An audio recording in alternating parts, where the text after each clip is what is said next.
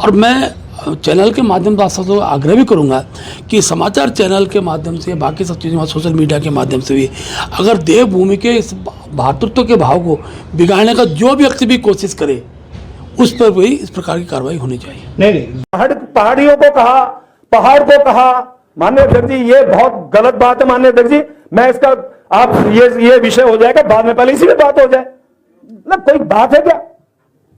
मतलब पहाड़ी देशी क्या ये उत्तराखंड किसी पहाड़ के लोगों के लिए बना जो, और पहाड़ में है कौन? कोई मध्य प्रदेश से आया, कोई राजस्थान से आया, कोई कहीं से आया। विधानसभा में प्रदेश के मंत्री प्रेमचंद अग्रवाल जी के द्वारा जो ये गाली का प्रकरण है, एक वर्ग को गाली देने का प्रकरण है, इस प्रकरण पर माफी मांगने के बजाय भारतीय जनता पार्टी लोगों पर आक्रामक होने का रवैया अपना रही है।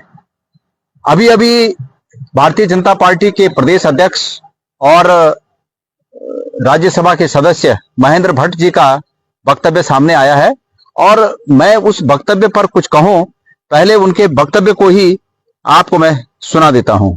कृपया इस वक्तव्य को सुनिए। मीडिया में जिस प्रकार की टिप्पणियां जिनके द्वारा भी लिखी जा रही हैं, जिनके द्वारा इस प्रकार पोस्ट हो रहे हैं, वो सब के सब दोषी हैं। मैं मुख्यमंत्री से आग्रह भी करूंगा कि देवभूमि के अंदर इस प्रकार के पोस्ट करने वालों को एक विशेष नजर रखनी पड़ेगी और सोशल मीडिया में भी जो क्षेत्रवाद की बात, जातिवाद की बात इस देवभूमि के खड़ा करते हैं, उन पर प्रशासनिक रूप से भी कड़ी कार्रवाई होनी चाहिए।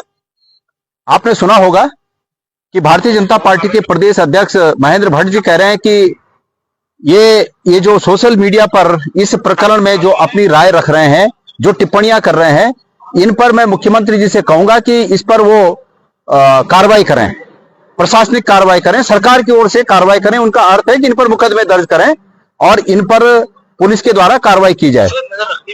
तो मैं महेंद्र भट्ट जी से एक बात कहना चाहता हूं कि महेंद्र भट्ट जी, आपने भी उत्तराखंड के पहाड़ों का पानी पिया होगा और हमने भी इस उत्तराखंड के पहाड़ों का पानी पिया है। मैं चुनौती देता हूं भट्ट जी आपको कि आप किसी एक व्यक्ति पर भी आप कार्रवाई करके बताइए।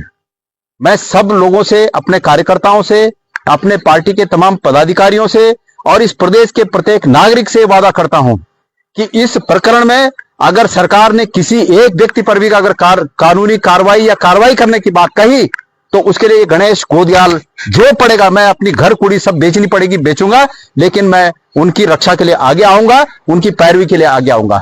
इनकी जिस कोर्ट में ये दावा करें, मुकदमा करें, जहां जिस पुलिस चौकी में करें, हम उस पुलिस चौकी में, उस पुलिस थाने में, उस कोर्ट में उस व्यक्ति के लिए, उनके हितों की रक्षा के लिए हम आगे आएंगे। मैं आपसे वादा करता हूं, इनसे डरने की जरूरत नहीं है। ये डराने की जो बात है, ये इनकी ये प्रैक्टिस बन गई है। बड़े लोगों को डराया, इनकी पार्टी में हो जाओ सब ठीक है, फिर उसके बाद छोटों को डराने में लगे और अब तो आम पब्लिक को डराने में लग गए हैं। कह रहे हैं कि सोशल मीडिया में जो टिप्पणी करेगा उस पर हम कार्रवाई करेंगे। अरे भाई, क्या कार्रवाई करोगे तुम? मैं चुनौती देता हूं भट्ट जी आपको और आपकी सरकार को चुनौती देता हूं। मैं धामी जी को मैं चुनौती देता हूं, एक व्यक्ति पर भी ये कार्रवाई करके बताएं। हम खड़े हैं, हम जिंदे हैं और आपको बता दूं मैं, ये सरकार को बता दूं मैं, हम उस नस्ल के हैं जिन नस्ल के लोगों ने इस देश को अंग्रेजों से आजाद कराया। तो तुमसे कौन डरने वाला है? इसलिए इस प्रकार की हल्की बात न करें। यह प्रकरण जब उठा तो तत्काल हमने उस पर रिएक्शन दिया और रास्ता भी बताया इनको।